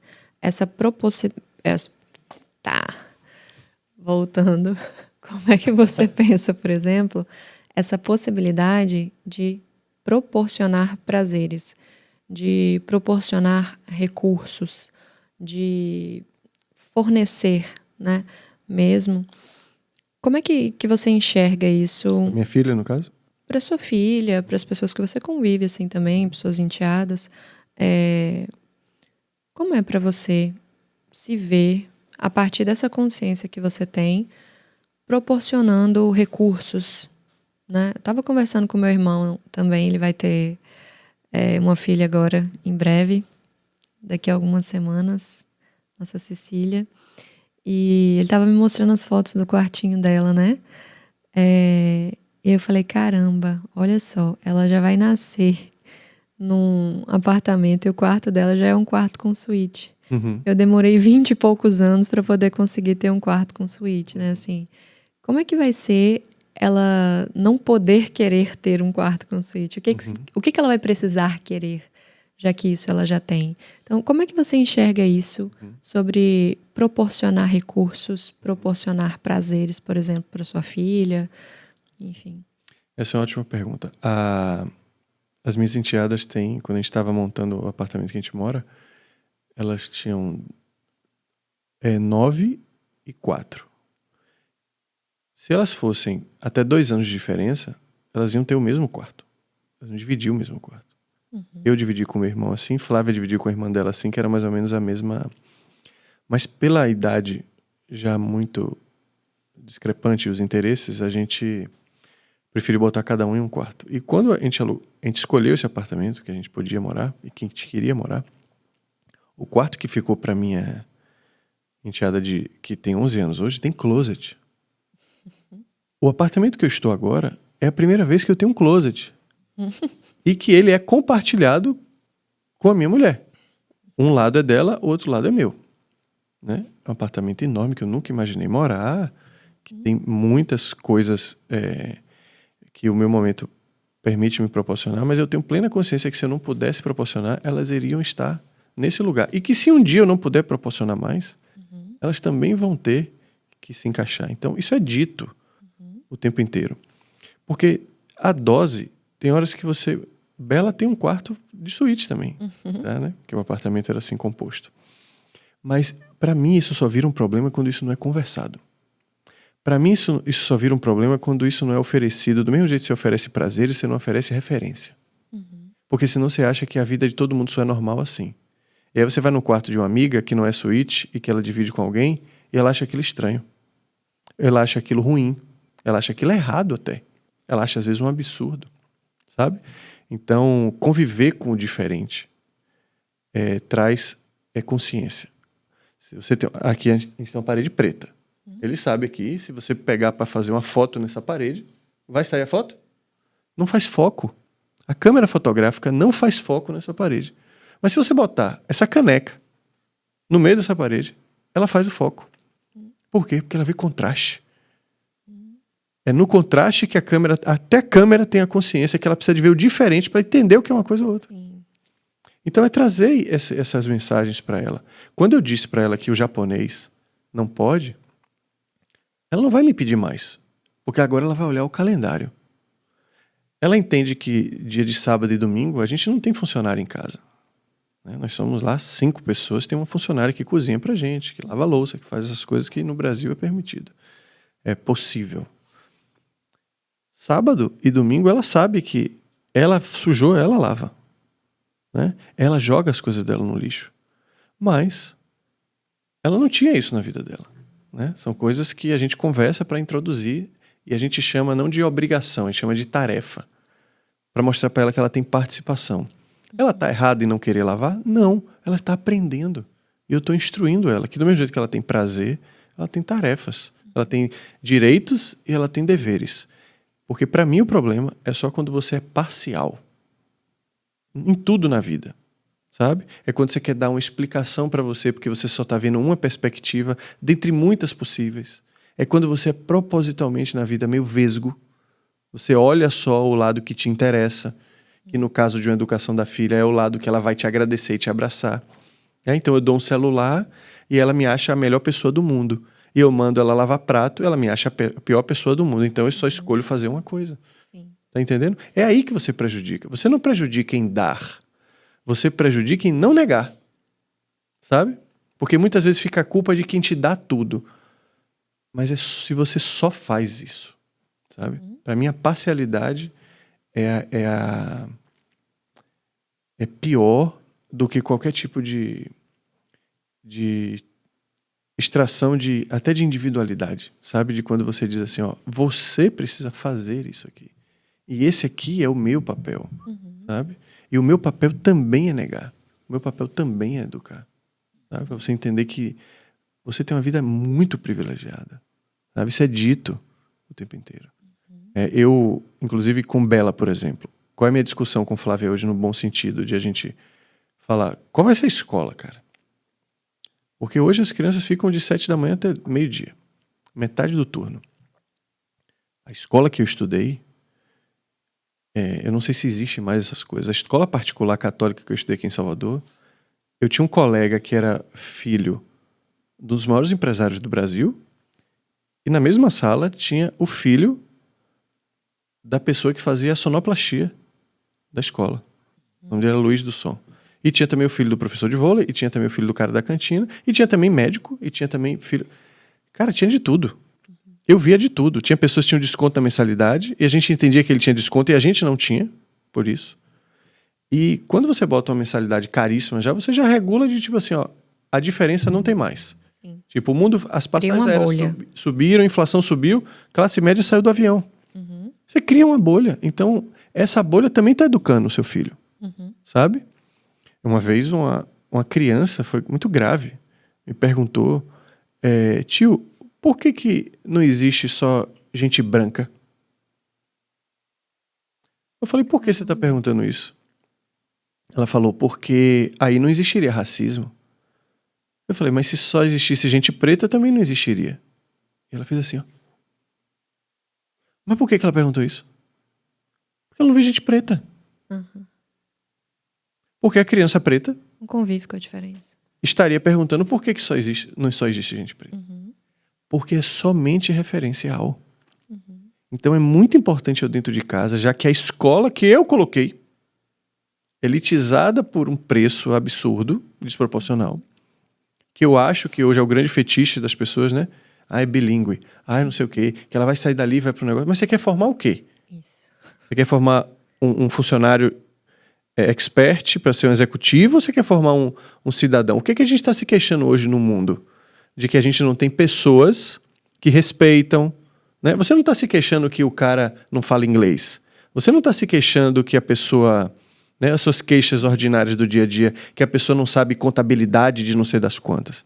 Você está se queixando que o cara não deixa a pessoa atravessar na rua, né? Que não para para o outro passar, que não tem gentileza, generosidade, que não tem empatia, né? Pelo outro.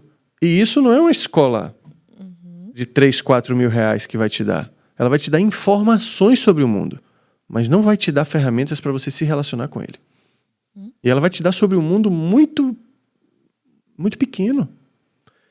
E dentro de casa com pais ausentes que às vezes não tá com atenção a isso porque acha que paguei minha mensalidade, fiz minha parte, ele vai ser um excelente profissional, vai se dar bem na vida. Tô dando tudo, né? Cruzei meus braços, tô dando tudo, ainda vou cobrar ele. Você teve tudo? Como assim? Ainda jogo culpa para ele junto no currículo. Sim. Tá entendendo como é complexo? Então a gente não tá olhando, como eu falei para minha filha, o que a gente quer colher. O que eu for formar ela, o que eu vou fazer questão de dar ela é amplitude, cara. Sabe? Ela viver o máximo de experiências que ela possa viver para que ela seja o menos parcial e vesga possível na vida dela. Que ela olhe tudo. Hoje, quando eu vou fazer uma coisa, eu olho tanta coisa, Rafa, para ver se eu não tô sendo hipócrita, negligente, sabe? Sem empatia.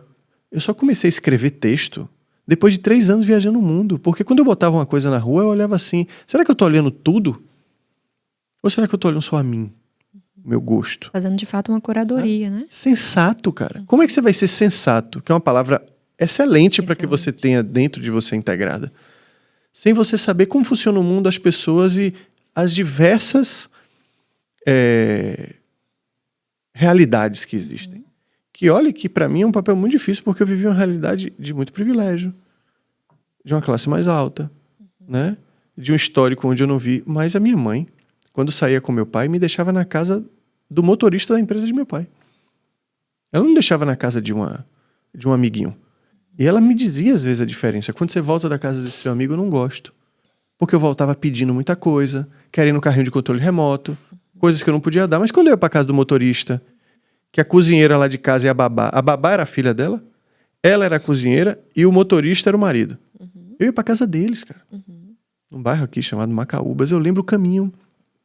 Eles me levavam pra Fonte Nova. Ele com o dente de ouro ouvindo rádio, o jogo do Bahia.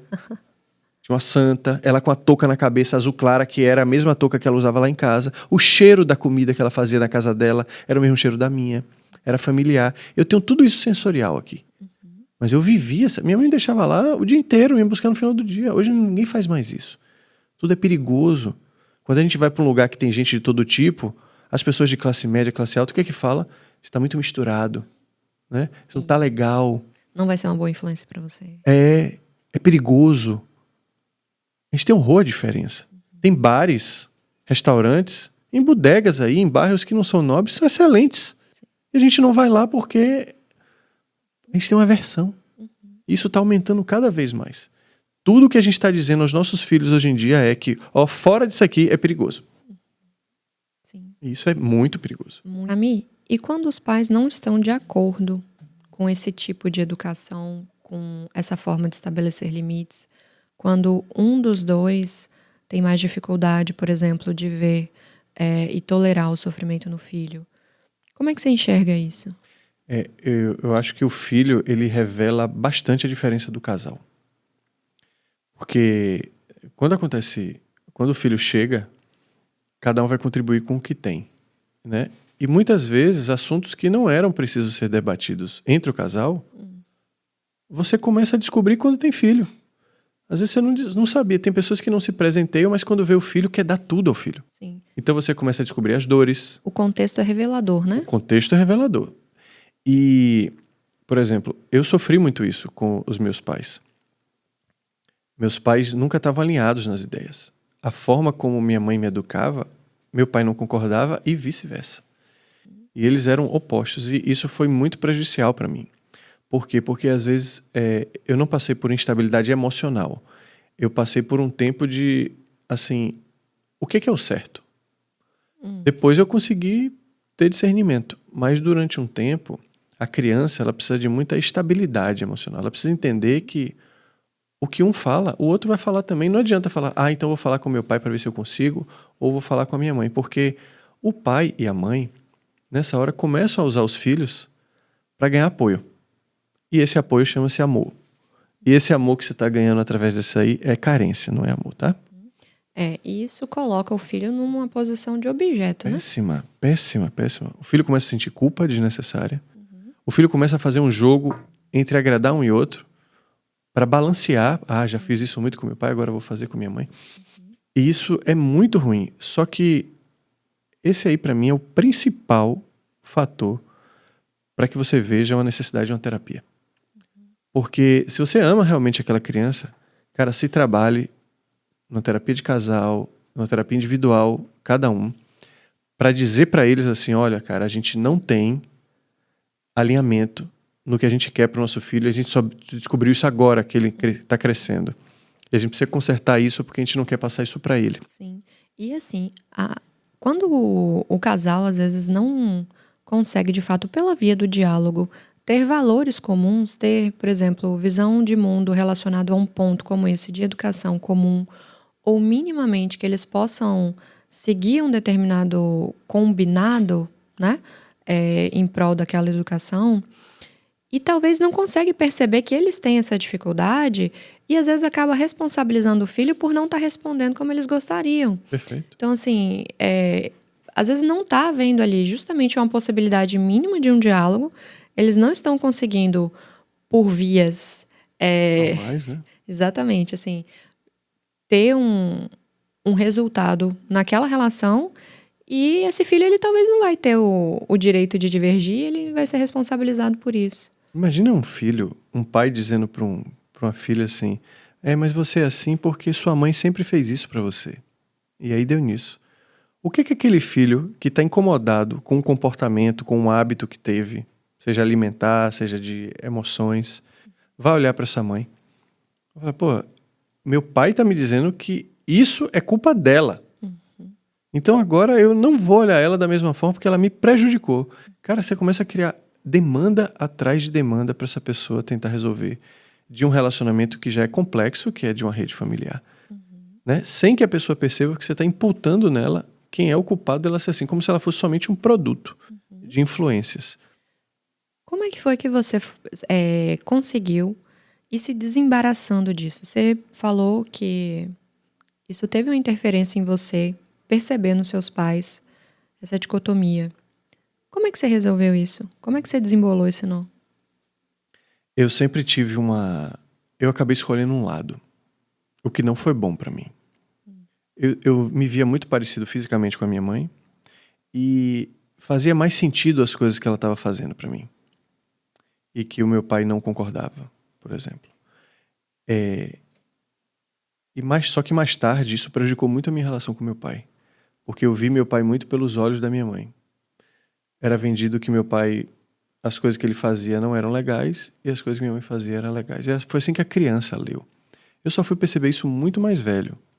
A relação com meu pai foi prejudicada, não pela minha mãe somente, mas por eles também não ter tido um alinhamento. Né? Pô, você vai fazer um projeto. O filho é o maior projeto de um casal. Não é um projeto de carreira. Quando você vai ser sócio, né? A gente foi conversar para ser sócio, a gente conversou sobre o que a gente acreditava, o que a gente queria.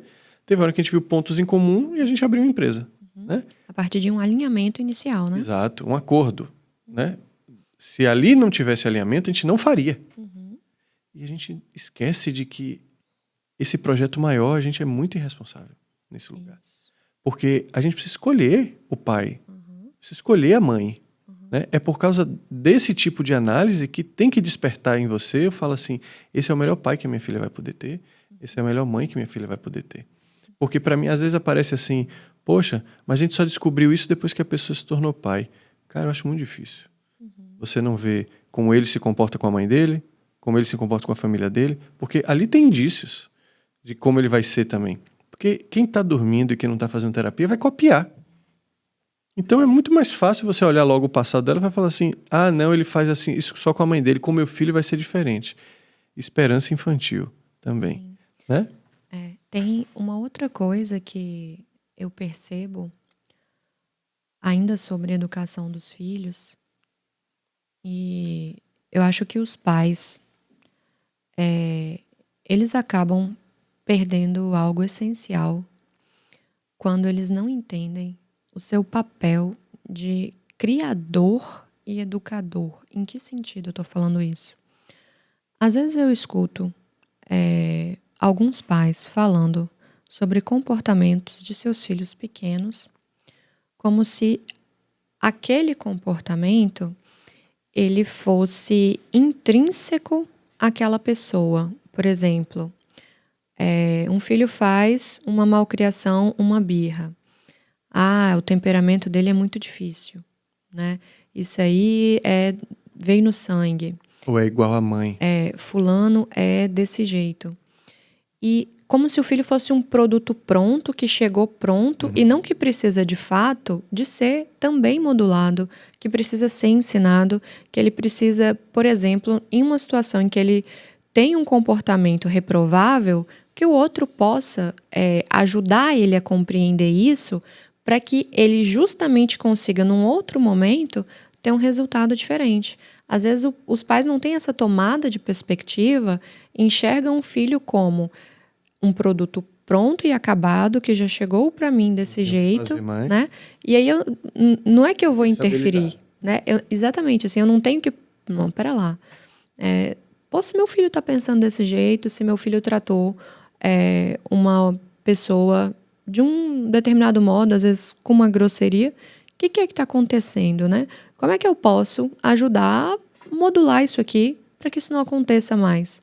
Às vezes, essa cegueira, ela faz com que os pais escolham unicamente, às vezes, uma via de punição que não é, às vezes, nem baseado no amor, às vezes é baseado na raiva, sabe? Tipo, você é isso aí, né? Eu não tenho nada a ver com isso, assim, vou puramente te punir por te punir. Isso, exatamente. Como é que você enxerga essa dimensão, assim, justamente do que é possível de você ajudar a sua filha a desenvolver, a se modular, enfim, a se construir, e o que é que vem dela, né, talvez? Essa briga é sempre da transcendência e da imanência, né? Eu fiz isso porque o meu ascendente é em Leão, né? Eu não gosto muito dessa conversa, né? Eu acho que sim, a gente vem com inclinações. Você não gosta porque você é virginiano, né? Tô brincando. Eu acho que a gente vem com determinadas inclinações. Por exemplo, eu acho que personalidade pouco muda. A forma como você reage às coisas já vem meio pronta. Mas que isso é controlado, né? Porque você pode vir com uma personalidade muito forte. E quando você é garoto, você experimenta os malefícios disso. Você perde amigos, você briga. Mas quando você vai para um trabalho, ou você vai domar isso, ou você não vai ficar em lugar nenhum. Então, vai sempre vir um ímpeto para você fazer isso. Mas, para mim, o que mais influencia, que eu chamo de imanência, né, é o que é a vida na vida. A vida vivida, a vida observada, a vida da referência, que é a vida cultural, por exemplo. Então, esse impacto que a gente sofre durante a vida, ele tem uma influência gigantesca e que abre inúmeras possibilidades na nossa vida, porque seria uma prisão muito grande você achar que você já vem pronto. Assim como uma prisão, a gente pode falar no episódio de carreira, que você tem um propósito, né? Então, se você sentir vontade de fazer uma coisa completamente diferente, você não pode, porque aquele é seu propósito. Se você estiver fazendo isso, você está fugindo... Você está desviando do seu caminho. Você está desviando o seu caminho, né? Dizem que a gente só tem um caminho, isso é aquilo. E eu acho que não é bem por aí, né? Nós somos seres extremamente complexos, somos uma ramificação muito grande, com inúmeras possibilidades, mas assim, somos livres. E para mim, se você quer matar um ser humano, dê só uma possibilidade para ele. Que ele vai ser assim, acabou e não vai ter jeito. Aí você mata. É isso. Sabe? Inclusive, tem muitas pessoas que tiram a vida por conta disso, em países que já tem um plano para ele. Sabe? Que ele exatamente, vê que não está tudo traçado. Está tudo traçado. Você vê que as pessoas tiram a própria vida. Tem estudo sobre isso. Sim. Então, voltando a esse assunto eu lembrei de quando eu estava num aquário em São Paulo, há um ano, e na saída sempre tem aquela coisa para você comprar brinde, né? Do lugar. E aí tinha um casal com um filho. E aí a mãe estava pegando vários copos copos temáticos, né? De baleia, de não sei o quê. E aí o pai estava puto da vida, reclamando muito, assim. Ele estava do meu lado e falou assim: a menina já tem 300 copos. Pra que você vai dar mais copo para ela? E você vê a mãe completamente sem escuta, pegando e dizendo: eu vou comprar e acabou. Né? O que tem ali? 2 criações diferentes. Sim. Né? Não que elas estão passando pro filho, 2 que eles tiveram. Sim, e me parece também nessa situação que uma ausência de abertura para o outro, né, também. Ali tem inúmeras escuta, coisas. Né? Abertura do outro para escuta, consciência de ver. Por exemplo, a mãe, se ela já tem 300 copos, né, dentro da hipérbole que ele usou ali, entendi que não tinha necessidade, não ia trazer mais nada de valor. Pelo contrário, só iria diminuir o valor monetário. Ela fala assim: realmente precisa desse copo? Sabe esse instante que você para pensar? Só que esse instante também tem a variável de o orgulho de ceder a um cônjuge que já briga demais, né? Ele nunca me escuta. Talvez seja a única forma aqui que eu consiga colocar uma vontade minha. Então eu vou fazer prevalecer isso, né? Como forma de descontar. O filho, ele é vítima de muita coisa. E normalmente sobre a inconsciência dos pais que estão agindo de forma automática. A mãe às vezes só tá falando assim, eu sempre quis ter um copo. Às vezes a criança dela ali, ó, eu sempre pedi isso pra minha mãe, ela não me dava. Sempre dizia que não tinha dinheiro. Agora que eu tenho, eu vou dar 300. Né? Uma hipercompensação, né? Cara, existem coisas ocultas que a gente não faz ideia. Eu já vi casos de pessoas que eram viciadas em comprar sapato. Sim. E quando você ia buscar na história dele, na formatura dele, o pai não foi porque não tinha sapato para ir. E aquilo vira um vazio onde o simbolismo ele tenta tapar aquilo na vida adulta dele. Cara, isso é real. Porque outro dia eu falei com um primo meu, falei, não, aquilo que aconteceu ali com seus pais pode ter trazido isso. Ele falou, não, Samizinho, é de verdade o que eu tô falando, isso não é psicológico. Eu falei, mas eu não tô dizendo que é mentira. Sim. Eu só tô dizendo que a causa não é diretamente ligada ao que você tá achando. Sim. Existe uma causa oculta que você não tá fazendo a ligação. Às vezes quando a gente faz essas interpretações, assim, as pessoas acham que se fosse psicológico, né, isso não seria verdadeiro. É igual placebo, pô. Isso, como se o psicológico não fosse um processo que passa por tudo que a gente faz. Exatamente. Né? Então, o primeiro passo de descobrir a origem, você já acha, se não for causa e efeito, onde você consiga pegar, palpável, você já acha que não é real, cara, você está muito distante de eliminar o seu problema. Né? Porque ou você vai na origem e ser capaz de fazer essas associações guiado por um terapeuta, porque quando você fizer a associação, você vai começar a sentir, né? Você vai começar a acessar aquela dor. Às vezes, despretensiosamente, você vai estar falando sobre aquilo. O terapeuta vai te ajudar nessa investigação e vasculhar aquilo lá. Quando você vê, você está sentindo, você está sendo pego, inclusive, falando uma coisa que é muito dito em sete terapêutico, que é o quê? Eu nem sei por que eu estou falando isso. Sim. Quantas Nem vezes sei como é que eu cheguei aqui. Nem sei como é que eu cheguei aqui. Por quê? Porque você está sendo guiado por um sentir, não por uma racionalização. Então, assim, não, eu quero saber porque eu não estou dormindo, porque eu quero a minha higiene do sono. Não. Né? Vamos olhar além, um pouco além. E você Vamos escutar isso primeiro, né? Exato. Né? O que tem ali que... Né? A gente fica muito atrás de tratar o sintoma. Sim. Mas tratar o sintoma não para a evolução da doença. Exato. Sempre falo isso, né? A gente precisa sempre partir de uma compreensão. Então, antes da gente se propor a eliminar qualquer coisa, a gente precisa compreender o que constituiu aquilo ali, qual é o processo que está por trás. Porque senão, de fato, a gente vai ficar enxugando gelo, né? A pessoa me perguntou outro dia na caixinha como lido com a carência nos relacionamentos. Essa não é a pergunta certa. Por quê? Porque o relacionamento é o lugar onde ela foi revelada. Mas o que foi possível, o que aconteceu para que fosse possível essa carência hoje estar nos relacionamentos?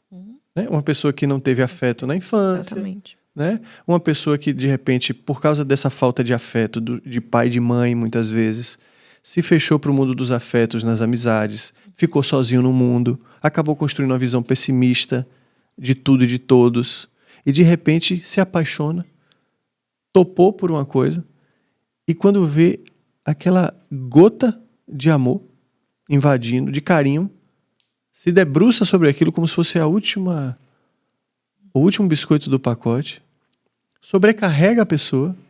Aí, olha que a gente agora já chegou na pergunta dele, como é que eu resolvo minha carência no relacionamento? Sim. Mas está entendendo que houve um caminho a ser percorrido para que isso fosse possível? Então, ou você vai tratar a palavra carência nesse ser humano integral, ou você só vai querer tratar como é que eu faço para não sufocar minha namorada para ela não ir embora. Exatamente. Então, acho que uma orientação interessante seria olhe para a sua vida de forma integral. Isso. Né? Massa. Que é a doença. Né? Bom, já passamos de 1h30 aqui de um bate-papo, como sempre, muito fluido aqui, né? Muito solto, muito leve e, ao mesmo tempo, muita profundidade. Então, acho que a gente pode ficar por aqui, né, Rafa, hoje? É isso. Semana que vem tem mais e a gente vai provavelmente voltar com algum outro assunto mais polêmico. E se você se sentiu inspirado, viu questões que estão aí escondidas através das inúmeras histórias e exemplos aí que a gente trouxe, Esse é o objetivo do podcast, entender que, opa, eu nem sabia que eu tinha uma questão sobre isso, e agora eu vi que talvez essa seja uma origem de muitas descobertas. Então, a Acolhe está aí para te acolher. Acolhe Terapias, a nossa empresa. Procura lá no Instagram, @Acolhe Terapias. Se inscreve aqui no canal do YouTube. Compartilha esse episódio com alguém que você já conversou e saiba que pode ajudar muito. Os nossos terapeutas estarão disponíveis para te atender. Você basta clicar ali no perfil do Instagram, vai ter um WhatsApp, você contacta a nossa assistente e ela vai te encaminhar para que você comece finalmente aí o seu processo, ou volte, ou leve a sério, a partir de alguma inspiração aqui, uma nova decisão também. Um processo que você pode mergulhar, ao invés de ficar só no raso. Isso. Raspando o remo ali na correnteza. Vai em frente. Exato. E é super seguro, né? Recomendo a todos. Se não fosse, não falaria e não dedicaria a minha vida a isso aqui. Estamos juntos. Obrigado, Rafa. Valeu, obrigadão, Samir. Valeu, pessoal.